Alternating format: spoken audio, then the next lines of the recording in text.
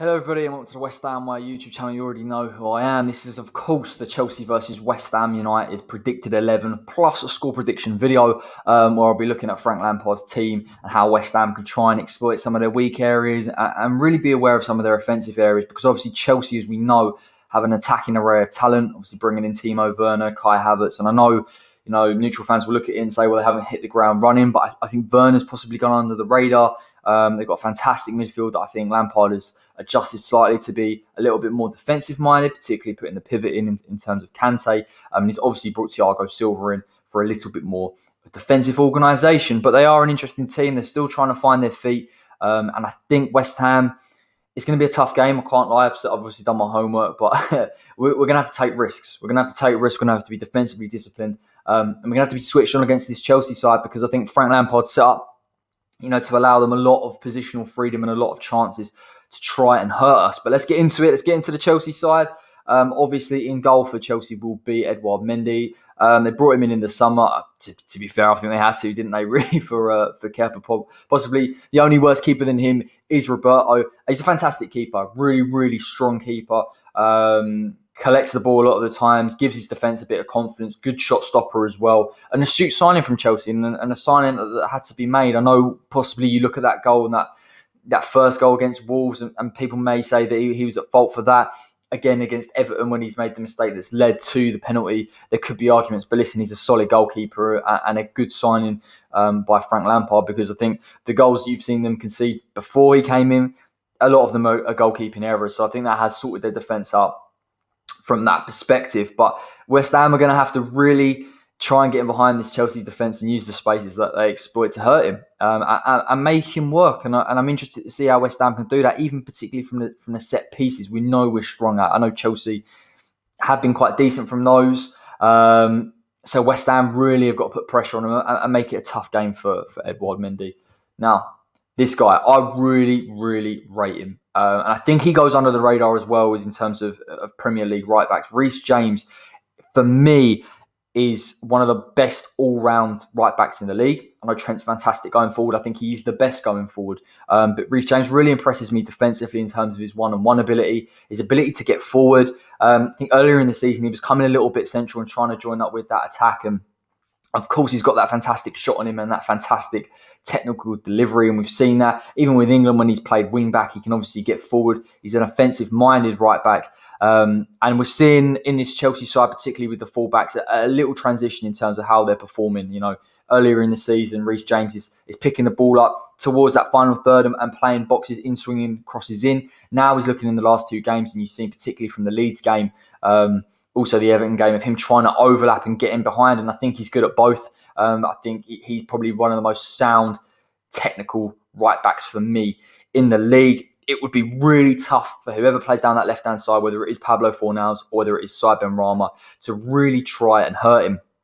And to beat him, I think you have to look at Benrahma and possibly say his ability to beat a man is impressive, but this is certainly a big, big task. Again, it's a tough one-on-one. I think positionally, you'd have to hope that Chelsea push the fullbacks up high enough for West Ham to exploit and take over that space that they vacate, because they do. That's part of Frank Lampard's philosophy.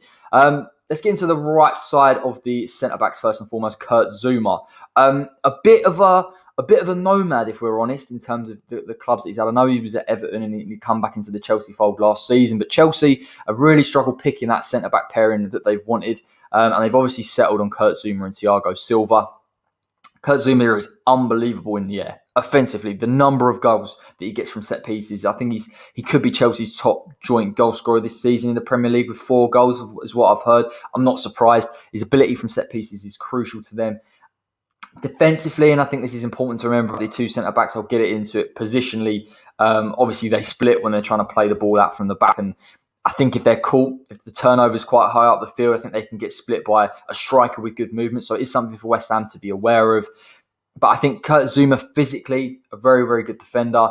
But again, positionally in the way that Chelsea set up at the back could be exploited. So I am interested to see that battle, particularly between him and Sebastian Haller, and whether Kante for Chelsea is going to provide the protection to stop the likes of Manuel Lanzini or Sebastian Haller trying to get in behind and link up play. This man, for me, has been probably one of the most impressive signings for Chelsea, and it does go under the radar. It is Thiago Silva. Obviously new to the Premier League. We know his pedigree playing for AC Milan, PSG. It's phenomenal. In his peak, Thiago Silva was a fantastic defender, and I think he still is for Chelsea. I think his organisation, sorting out that centre-back pairing that had been so weak previously, the leadership ability. Also, what doesn't get mentioned is his distribution into the front man and trying to play.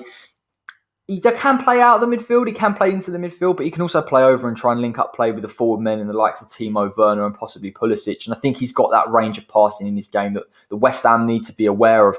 I'm not sure it's going to be a game where West Ham try and get into a pressing match with them and win that midfield battle. So I guess to a degree it's less effective. I look at him and say, albeit a very good defender, positionally switched on, I think that the split between the two centre-backs, and as Thiago Silva is getting older and his pace will let him down, I think we can hurt him.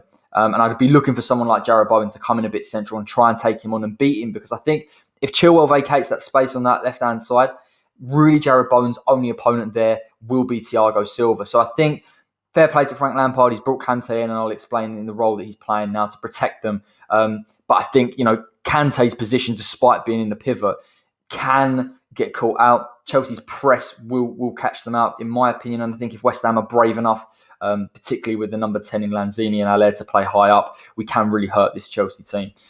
Left back, again, like I said, with the two fullbacks for Chelsea, they are fantastic, and Chilwell was absolutely no different. I thought possibly an expensive purchase from Leicester, but for me, he's worth every penny. I think really, really good going forward. His deliveries are really quality. Earlier in the season, what we're seeing from the fullbacks is coming in at the far post and trying to create another dimension to the attack, and that is that overload tactic that Lampard uses, particularly when Chelsea are in the final third. Makes it difficult for teams when they get in behind. As I explained with Reece James, earlier in the season for both fullbacks, they're putting in swinging crosses at the edge of the box, but they're not advancing past. And I think Lampard recognised that for a team in a low block, it makes it easier for them to defend against. Now we're starting to see someone like Chilwell bomb on, create an overload in the wide areas and get a cross in. And listen, his delivery is fantastic. I'm sure he'll try and trouble West Ham and he'll stretch that play. You have to look particularly at West Ham's back four. If they push their two fullbacks high, whether they can push us out of position and allow the deep runs from the likes of Mason Mount and Timo Werner and Pulisic that could hurt West Ham eventually. But again, like I've said, the weakness is, of course, the positioning. They're incredibly high up. They'll press West Ham. They'll try and get into that offensive third. And I think if West Ham, particularly sort of through the likes of Jarrod Bowen, can break that press and get them behind, there'll be plenty of space for us to exploit. But of course, Chelsea will get numbers back, will make it difficult for us to break them down and won't make that transition as easy as possibly we think it is. Now, this man, I really rate him. I rate a lot of these players. They are fantastic players, of course, but particularly Ngolo Kante. And the change in the positioning of Ngolo Kante has been probably the most logical thing that Lampard could have done. Earlier in the season, you've seen Ngolo Kante playing an 8 role. I think under Sarri, he was playing a very similar role. And I think that argument has gone on so long as to whether Kante plays in a deep line midfield role or whether he can play in an 8 role. I think he's got the athleticism, in all due respect to him, but I think he's so good positionally when other teams have got the ball, when he's in shape at winning that ball and creating that transition. And I think in this Chelsea midfield, when you've got the likes of Mason Mount, I know we've got Kai Havertz there, possibly Kovacic if he comes in, you've got that mobility and that dribbling acumen to beat a player and carry the ball. And Kante's role doesn't necessarily need to be in terms of a press, doesn't need to be in terms of athleticism, but in terms of how switched on he is. And he provides that protection ultimately. He gives that protection to both Thiago Silva and Kurt Zouma. We know they got exploited earlier in the season, particularly teams with pace. My question mark would be, particularly with this entire Chelsea midfield, is if they press as a 3, and I believe they will because Chelsea like to put pressure on opposition, like to put the players into the opposition half. He could get exploited.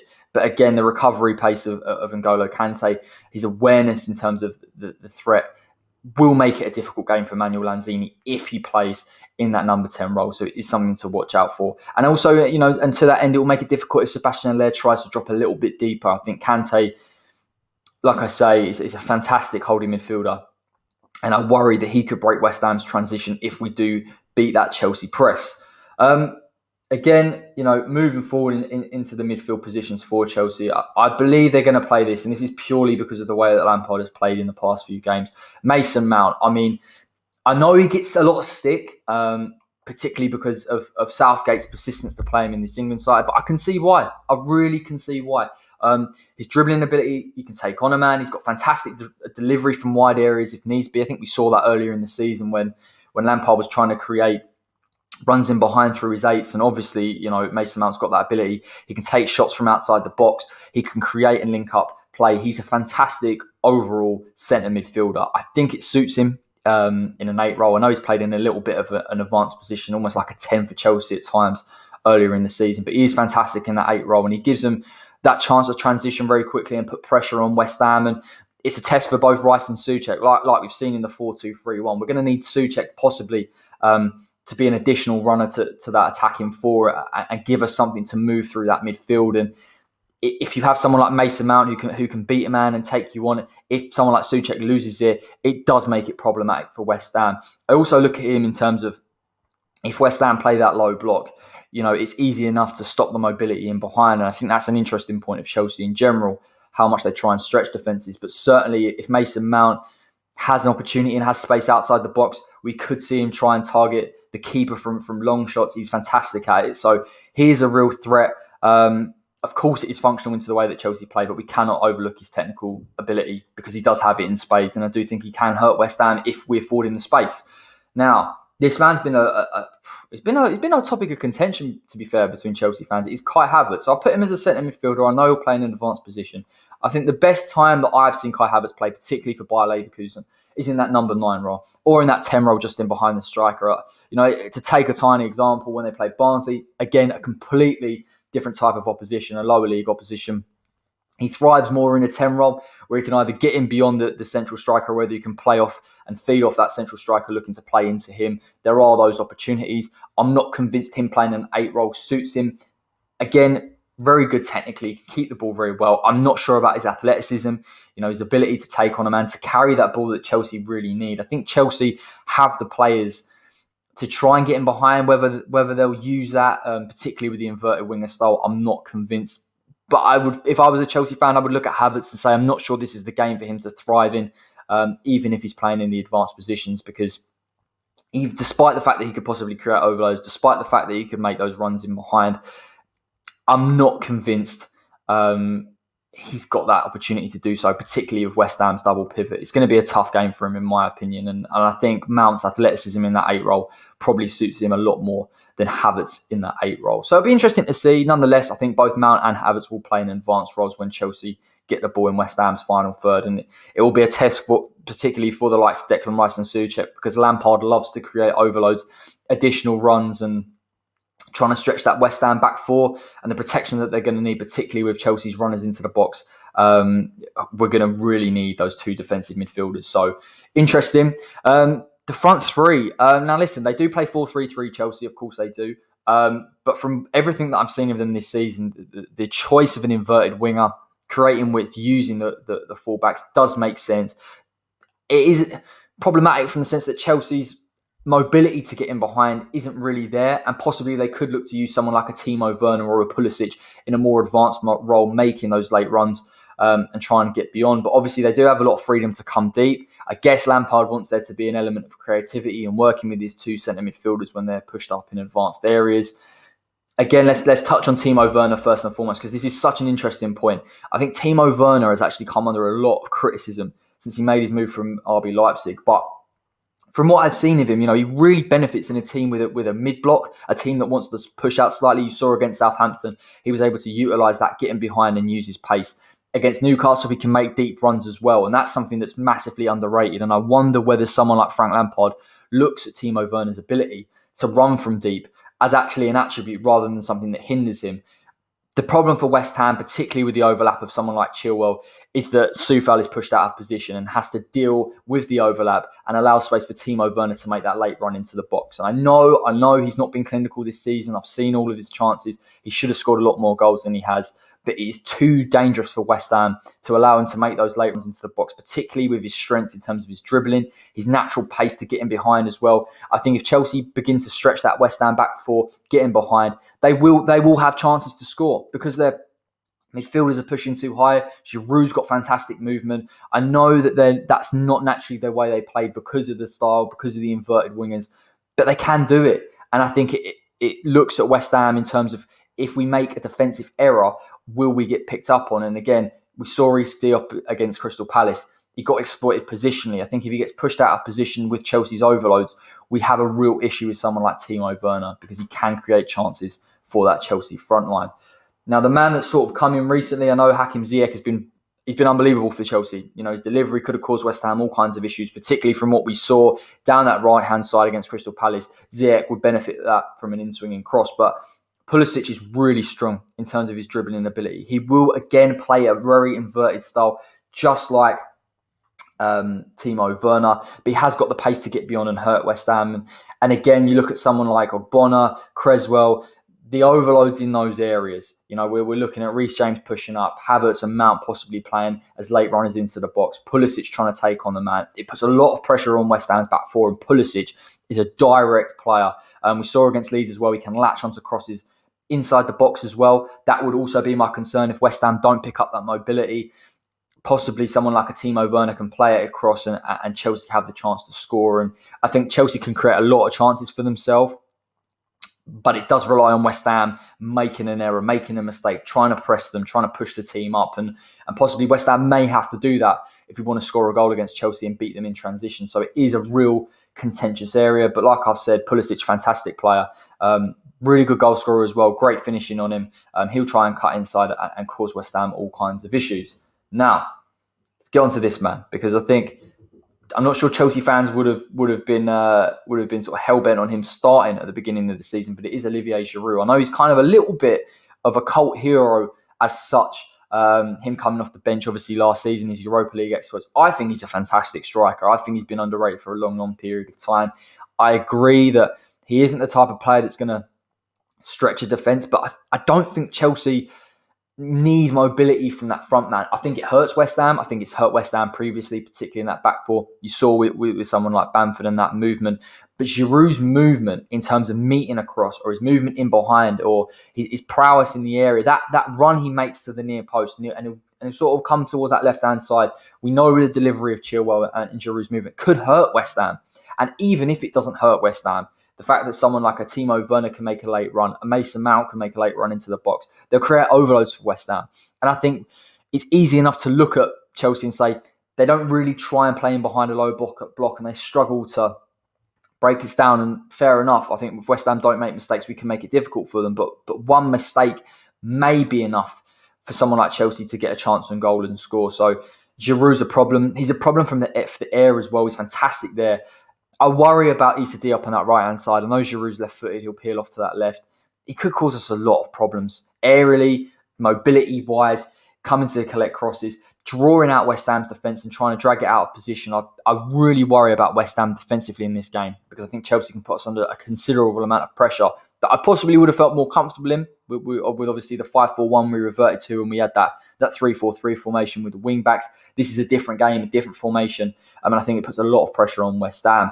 But again, I'm not going to be too negative because I do think West Ham do really have a good chance in this game. But it's just about being disciplined, as it always is, and transitioning effectively and beating Chelsea out of position, because I think Frank Lampard has given licence to these Chelsea players to press, to create overloads, to hurt teams. And I think it's admirable in an attacking football sense. From a pragmatic sense, they'll be out of shape consistently. The wide areas, you see someone like an Everton exploited. I think West Ham need to do the same. I think also as well, you've seen with the Wolves side, having a player like a Podence, possibly playing in that similar role to where we see Manuel Lanzini. The run of Allaire, possibly in this side, can hurt Chelsea's centre-backs. They need protection. And I'm not convinced that the way that Chelsea play, particularly so offensively minded with that press, that they're going to get that consistently throughout the game, particularly if West Ham are in that low block and look to frustrate them. So let's get into this West Ham lineup. It will probably be exactly as it ended for the Crystal Palace game, but nonetheless, let's run through it. In goal, Lucas Fabianski. Listen, needless to say, with Fabianski, he's a fantastic goalkeeper. I think he's under a lot of pressure in this game from some of the movement of Chelsea's players. The shots from outside the box that I mentioned with someone like Mason Mount, we know he's got the technical ability there. The deep runs as well from Timo Werner. There is a lot of issues that someone like Fabianski has to not only manage for himself, but manage in terms of his defence. I back him, listen. I think in terms of his shot stopping, he's unbelievable at times.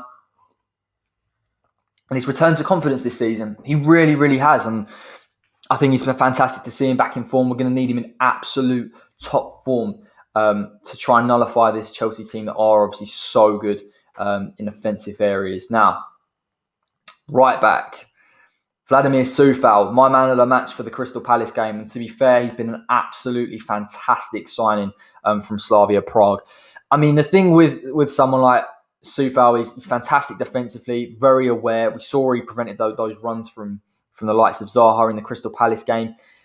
The difference is, with someone like Chelsea is the overlapping runs. And I think Crystal Palace were quite reticent to try and push forward Van Aanholt. They won't be with Chilwell. Chilwell will advance in every opportunity that he has to try and overlap on someone like Coufal. And he'll have that problem in dealing with a Timo Werner making the late runs. He'll have someone like Olivier Giroud trying to play in behind. Positioning as well, someone like Diop on that right-hand side is going to be tough for him to manage. It's a tough game for Coufal. The overloads that can be created, particularly from the late runners from midfield, he's going to have to be switched on. We will not see, for me, Vladimir Coufal in an advanced role in this game, because if you, again, beat the Chelsea press but advance through the wide areas with someone like Coufal, you're going to exploit space in behind. And Chelsea will have a number of players, particularly Chilwell, that can do so. And I would worry for West Ham if that happens. I think, like we've seen, less so with Balbuena or Ogbonna, but with Diop and the way that he plays, particularly in that low block against Palace, I worry about deliveries. And I think Coufal is going to have to be not only switched on, but we're going to have to see the defensive positioning of him that he's very, very good at. I like seeing him in advanced positions. I still thought he was very, very good with Palace in the advanced positions. You see for the assist for Haller, it goes without saying, but a different role for me, a more conservative role for Coufal, particularly against Chelsea. I've kind of touched on him already, but look, the right side of the defence will be Issa Diop. I believe Balbuena is still injured. If he's not injured, I'm not massively convinced he's match fit. And given our current record with bringing back players when they're not fully fit, I probably wouldn't risk it. Listen, for me, I haven't seen too much of Diop this season, as we all haven't, but positionally worried me against Crystal Palace. I thought he tried to be a little bit too aggressive in meeting the ball, pulled out of positions a number of times, benefited, the likes of Zaha running in behind. Again, I guess with this Chelsea side, that there isn't that type of mobility. A lot of the movement from Chelsea will be in front of him. But I worry that he could be possibly a little bit aggressive in trying to win the ball off of Timo Werner, going out to support Coufal, vacating the space in behind. We cannot afford in this game to give Chelsea the relevant space across that back four. And I worry that someone like Diop will be too aggressive in order to do so. I think he looked better in the second half against Palace, where West Ham pressed up. He looked more comfortable. He had space. He wasn't concerned in terms of making an error. I think when we're in a low block, you need someone to be disciplined. I think Balbuena's biggest criticism for a long time was his aggressiveness in trying to win the ball, but he showed that he's composure in winning that. I think Diop, having not played in a lot of games, positionally probably not the way I would like him to be. I think it's a weak area that Chelsea can look to exploit, unfortunately. Yes, he's good in the air, but again, he did get beat from a Benteke header, so it's that positional element, and I worry for him in terms of late runners, in terms of dealing with deliveries, in terms of Olivier Giroud's movement across that left post. There's so many things about Diop that I am massively concerned about, but I'm not writing him off, because I think hopefully he gains a little bit of confidence. He's got the leadership of Ogbonna behind him, and he marshals him in this game. And listen, Declan Rice and Soucek, of course, have to give him that protection. And I think if they give him that protection, we'll see a lot less errors in Diop's game and a lot more concentration. These are, of course, intangibles. And again, I'm going to have to wait and see how Diop plays in this game to really assess where the weaknesses are and whether he can improve in his position. This man goes without saying. Of course, it is Angelo Ogbonna in that left side of that centre-back role. Listen, phenomenal player. And I think he's the type of guy that we need in those games. His leadership ability, his qualities, the marshalling of particularly Aaron Creswell. Aaron Creswell at times could get exploited with the runs of Reece James and pulled out of position. We're going to need him to marshal him, to be conservative. I think both the fullbacks have to be conservative in this game. I think Ogbonna as well has to look out for the movement of the late runners, the number 8s in Mason Mount, possibly a Kai Havertz as well. It does worry me a little bit, Pulisic in those advanced areas. There are a number of runs, and there could be a lot of times that Chelsea have a lot of the ball. And I would say that West Ham need to be patient. We have to be patient. I think Chelsea have shown a real vulnerability against the low block side, and I think West Ham ultimately can frustrate them. But you cannot afford to make mistakes. You cannot afford to make mistakes. I think Lampard's side thrive on mistakes. When teams are organised and they're compact and they sit in a lower shape and defensive structure, they struggle to break it down because there isn't that mobility in behind. But you worry, particularly with the likes of Reece James on that right-hand side, if he can get in behind, he causes all kinds of problems, and late runners inevitably will get chances on goal. But certainly a game for him to be switched on in, and a game for him to marshal effectively and appropriately. Now, this man, I think, we spoke on the Fans' Voice this morning, and there was a sort of discussion around, whether he should have gone out to close somebody like, I think it was Ward, wasn't it, for Crystal Palace in terms of that cross.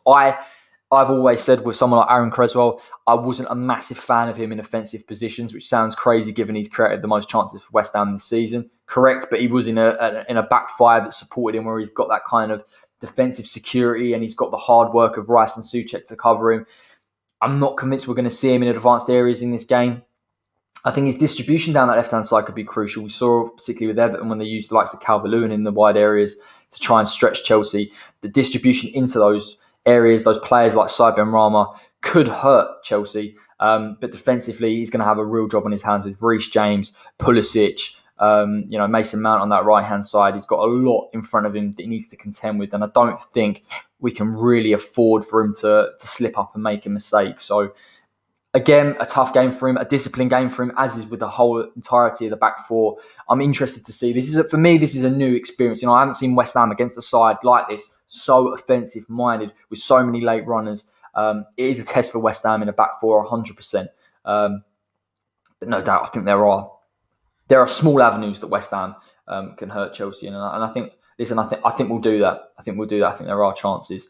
Now, we're going to go to the midfield. Of course we are. The two centre midfielders speak for themselves, don't they? Declan Rice, possibly on that left-hand side of that double pivot. A real tough game for him. I think the role of both Declan Rice and Soucek in this game is not only in terms of their defensive ability, is their ability to cover the runs, the late runners from midfielders we've seen. Chelsea possibly at times could have nearly 4 midfielders in the final third, trying to press West Ham, trying to draw them out of position. It's so crucial that Declan Rice and Soucek keep their strengths, keep their space, and they don't allow Chelsea to try and hurt us. And I think they need to protect the back four as well. In an argument would be that if West Ham played with a more compact midfield, a midfield that dropped deep, that we could maybe possibly try and hurt Chelsea, push their midfield back and stop them getting into those final third areas. I just feel like, with the midfield two that we play in those defensive positions, that Chelsea will have a lot of the ball. It is a concern. Equally, I would kind of look at West Ham and Declan Rice or Soucek when they have the chance to get that ball into Manuel Lanzini when he plays. And I think we can hurt them. We can bypass their midfield. The press, of course, is tough, but the fact that they press as a team, as a midfield, means that someone like Manuel Lanzini, if he stays in an advanced position, and that is so crucial in this side, that possibly there is an outlet, particularly from the wide areas and particularly from Sebastian Haller, that we can look to expose. So I hope that Declan Rice and Soucek's role in this game invariably is, of course, to be defensive-minded, to be solid, to protect the runners, and to really close that space between them and the back four and try and make it difficult for Chelsea to have too much of the ball and chances in space where they can get in behind and possibly find a Giroud or a Timo Werner with that late run. So, again, I don't think it's going to be the game we're going to see some of these players in advanced positions. I do think, however, having a 4-2-3-1 and a Manuel Lanzini in a number 10 role, or possibly even a Pablo Fornals or a Saïd Benrahma, still benefits West Ham, because Chelsea's press with the 2-8s is so much that I think we'll get the chance in order to break that and hopefully get the chances to score. So it is interesting for me. Again, it's going to be another disciplined game. I would like to see them play more expansively, of course. I think we saw that against Palace, in fairness to them, with Soucek making that kind of late midfield run. But I don't think we'll see this in this Chelsea game. A completely different style of game. Now, moving on to this Next point, probably the most contentious point, is of course the three centre attacking midfielders behind Sebastian Haller. I'm going to start with this man. It will be Said Benrahma for me on that left-hand side. I think it probably benefits him. Listen, I don't think he's bad in a number 10 role. I think his ability to find spaces, link up with Sebastian Haller, ball retention is crucial as well, particularly when we're under pressure. These are all crucial, but we really need someone on that left-hand side that has got directness, mobility, can beat a man, has got quality of delivery in terms of getting that ball into Sebastian Haller if he makes those attacking runs. And for me, Said Benrahma does that probably better than a Pablo Fornals or even a Manuel Lanzini on that left-hand side. I suppose the argument would be, why wouldn't you bring in Pablo Fornals for his work rate? Okay, in a 5-4-1 where we've seen before, I think he's shown it. He's been quite impressive. In this new system, in a 4-2-3-1, particularly for me for that goal against the goal against us for the Crystal Palace game, he wasn't in those defensive positions, and I think we're not seeing that defensive element of his game. And equally, when we need him to transition and do so effectively, he can't because he just doesn't have the pace. It isn't a criticism of him as a player. I think technically at times he can be superb in that final pass, but not the game for me. And you look at the spaces that someone like a Reece James will vacate on that right-hand side, and Said Benrahma is the perfect player to exploit that. So it'll be interesting to see. It isn't a foregone conclusion for me in terms of just isolating those two centre-backs. You have to factor in, Ngolo Kante making those runs. And I think if he gets in shape, he can make it difficult. But for me, Said Benrahma has to start on that left-hand side because I feel like he is the player with the mobility and the directness to hurt Chelsea. I'm going to go to this man because he's a little bit of a turnaround for this guy. I think a lot of us kind of and about him. Will he get in? Is he the same player? Possibly not the same player, but certainly a player that can feature is, of course, Manuel Lanzini.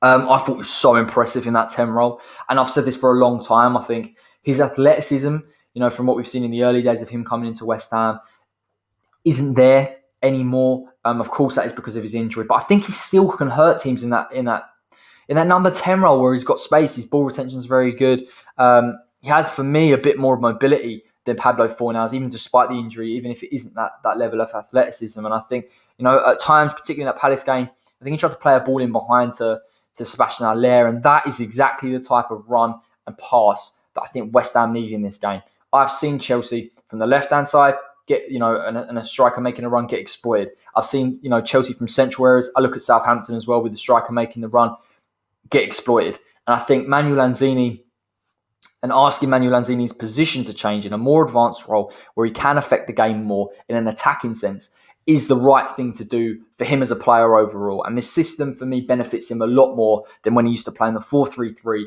in a centre midfield role. He was too deep. In the 3-4-3 coming off the left, he doesn't have that natural pace to affect things and hurt teams. In a 10 role, I think he's got that opportunity, and I think his ability will show in this game. The problem is, of course, when Chelsea are in possession, Ngolo Kante will obviously protect those two centre-backs. Manuel Lanzini's role in that sense, I imagine he'll drop a little bit deeper. He could go to press Ngolo Kante and make it difficult for Chelsea to play out from the back. Like I've said, though, it's easy enough to say, well, they're playing Ngolo Kante in a pivot role. Won't it be hard for someone like Lanzini to find space? I disagree. I think, despite Ngolo Kante being there when Chelsea are in possession, out of possession, and when teams hit them on transition, Ngolo Kante equally is out of possession because he's trying to press up with the two midfielders and, of course, the two inverted wingers. And I think that is where Lanzini will benefit from. It's about getting good service into someone like Manuel Lanzini. And you're looking at Declan Rice with his passing ability, possibly Tomas Soucek, if he takes that risk and makes that run from deep, to give the ball into him, because I think that's where he can affect the game. And I expect him to hurt. I hope he hurts Chelsea. I think he's got it in his locker. Again, Pablo could play in that position, but for me, I just prefer Lanzini's a little bit more mobile. I think he's a bit more direct. I think, Fornals, the pace, and we can't afford to have a lack of pace in this side. And I just look at Manu and I think maybe he's got a little bit more energy in that 10 role that we've been crying out for, particularly in a 4-2-3-1. Right-hand side, of course, is Jarrod Bowen. Listen, Jarrod Bowen's a fantastic player. I know he gets criticised for his decision-making. I think, obviously in the Crystal Palace game, it benefited him when someone like Soucek's pushing up and he can play that inverted winger role. I'd actually like him in this game to be a little bit more direct on that right-hand side. I know he's very left-footed and his inclination is to come in on that, but I think he can beat Thiago Silva. There's a possibility as well that he can make a run in behind someone like Thiago Silva and Manuel Lanzini can find him.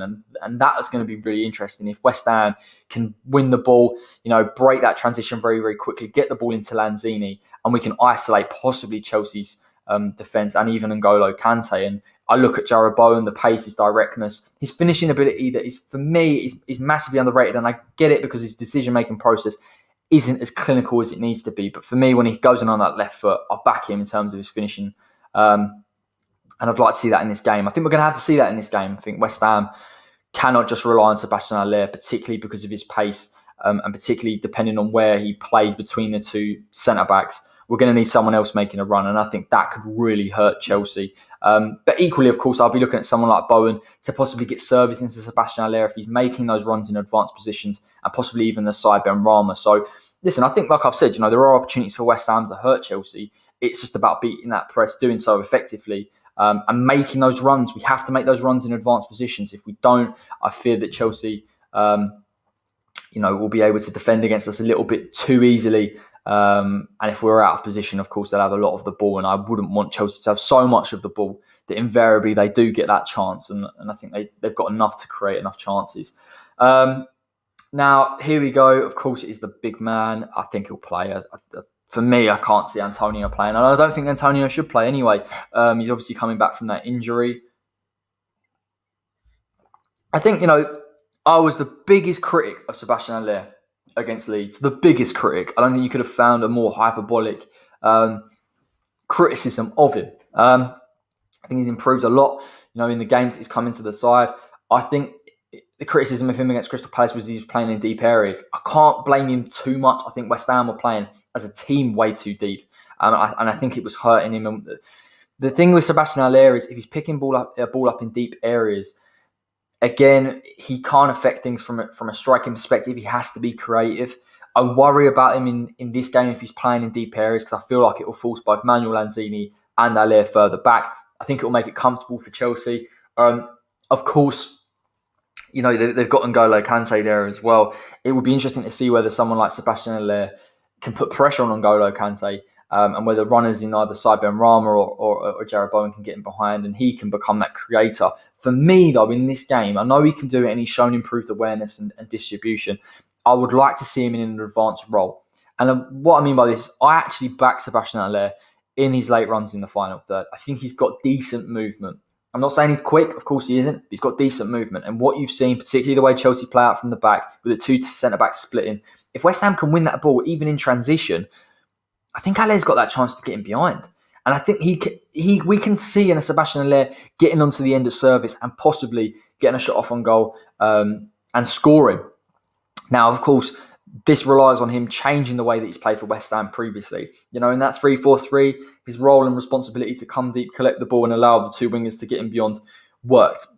The reason why I say this is quite difficult in this game is obviously because N'Golo Kante can play that pivot. I'm not sure someone like Sebastian Haller, as good as I think at times he's shown with his touch, not all games, but some games, and his distribution, N'Golo Kante makes it really, really difficult for him. So I think he needs to be on the end of things. And I think teams have shown that is the way to beat Chelsea and exploit them. I think West Ham, particularly when we win that ball in the turnover, whether it's Haller trying to get the ball in for Bowen or Benrahma, if that's the case, or the likes of Bowen and Benrahma pushing on Lanzini, carrying the ball and trying to get it into Haller. That's how West Ham will exploit the Chelsea back four. And, well, essentially a back two even, and I think Lampard's tried to address that area. I think if West Ham play with the four attackers, we can really, really hurt them. And I think, obviously Everton, probably a slightly different game because Calvert-Lewin was the real outlier, but certainly Wolves getting men forward very, very quickly is the way to hurt them. And this isn't to write Chelsea off. They will get numbers back. It won't be as easy as I possibly making out it is, but I just feel when they're out of position, and they're out of position a lot because they look to dominate possession and press teams, I think West Ham have got enough quality to get a goal in this game. One thing I will say as well about Chelsea is their ability in terms of winning second balls from set pieces is probably one of the worst I've seen. It's been interesting. A lot of the goals that they've conceded this season, other than the goalkeeping errors, have been through the inability to win that second ball. And possibly it's a concentration issue. Possibly it's the way Lampard set them up in terms of their defensive shape. But their vulnerability in losing those second balls. I mean, West Ham can have a lot of chances here if we get the set pieces that we need. And I think you look at Creswell's deliveries, we've spoken about the dominant area ability that we have in someone like Sebastian Haller, Ogbonna, Soucek. West Ham will get numbers in that box against Chelsea. And if Chelsea win the first ball, West Ham, if they put enough pressure on them, possibly can win that second ball and get a chance to score. Again, it is another avenue that West Ham can look at. I'm not convinced we're going to have a lot of set pieces in this game. If we can win some, there is a vulnerability there. But again, for me, it's all about the transition, beating the transition, and really utilising someone like Manuel Lanzini and the forward movement. We're going to have to see a different role from Haller for me in this game if we're going to hurt Chelsea as much as we can. So, my score prediction for this game, Chelsea versus West Ham, I am going to go. Tough. I was feeling a bit negative, and you probably can sense it a little bit in this video, but I think 1-0. I think we score. I think we could possibly score from a set piece, from their inability to defend that second ball. I think West Ham can get something. We're very, very good from set pieces, one of the best in the league. I would hope that West Ham can hurt them on transition. I'm concerned, particularly if we're not quick enough in that and decisive enough. And again, for me, a lot of it hinges on Haller's movement, because I think if Haller makes that movement in behind, those Chelsea defenders, particularly Thiago, Silva and Zouma, as good as they are in the air, mobility-wise can be exploited. I think West Ham get numbers forward. We can hurt them with those runs. The difference is obviously Chelsea, for me, don't make the same type of runs. Obviously, particularly against teams in a low block, it makes it difficult for them to do so. But the pressure that they'll have on West Ham might be too much at times. I can see someone like Giroud getting on the scoreline through an error. And I don't want to be negative, because I think West Ham can be really competitive in this game. There's no reason why we can't go and beat Chelsea and take our chances. But certainly I think Chelsea, the overloads, the two pressing eights, the inverted wingers, the late runs, Lampard setting his team up so offensive. I think West Ham, it would be hard for us to go a full 90 without conceding a goal. But listen, if we win 1-0 against Chelsea, I'm absolutely not complaining. A draw is good from this game. Last point to make is that I don't think Chelsea have beaten top 10 opposition this season. And they are on the back of 2 consecutive losses. So it is a good chance for West Ham to get them now. And fingers crossed we get that win over Frank Lampard, because there was nothing more in the world that I would enjoy than beating Chelsea. I've tried to be objective, but listen, a win over them is nearly on the level of a Spurs win. So listen, thank you so much for watching. Obviously, drop in the comment section as well. What do you think the score prediction is? What do you think of the analysis? Do you think I've missed something? Do you think I'm spot on? Whatever, doesn't matter. Drop a like as well. If you're watching this and you're brand new, don't hang about. Subscribe, like it says on the bottom of the screen. 14 off. Started this in June, 14 off 5K. It's been unbelievable progress, so make sure you do that before you pop off. Now, a couple of admin things. Tomorrow I'm going to do how to beat Chelsea. That video will come out. Obviously, that will be a bit of a summary of this and looking how the weak areas of Chelsea and also their strong areas, and seeing how West Ham could try and nullify them a little bit. Of course, there'll be the watch along on Monday evening, starting from 7:30. Kickoff is at 8, and that'll be followed by an instant match reaction, as well as an opposition reaction that I've got lined up for the following day. Got a little transfer target video in the wings waiting, which I'm looking forward to recording with, of course, a good friend of the channel, Dan Woofenden. We're going to talk everything West Ham, Seema, Josh King possibly coming in, Zinchenko. We'll cover all of those targets as well. There'll be loads of things coming up before Christmas. And then you'll have all the predicted 11s. Don't worry about it. I've got it covered. I'll prep it in advance. But I'll stop rambling. I'll get on with it. Enjoy your evening. And until next time, take care.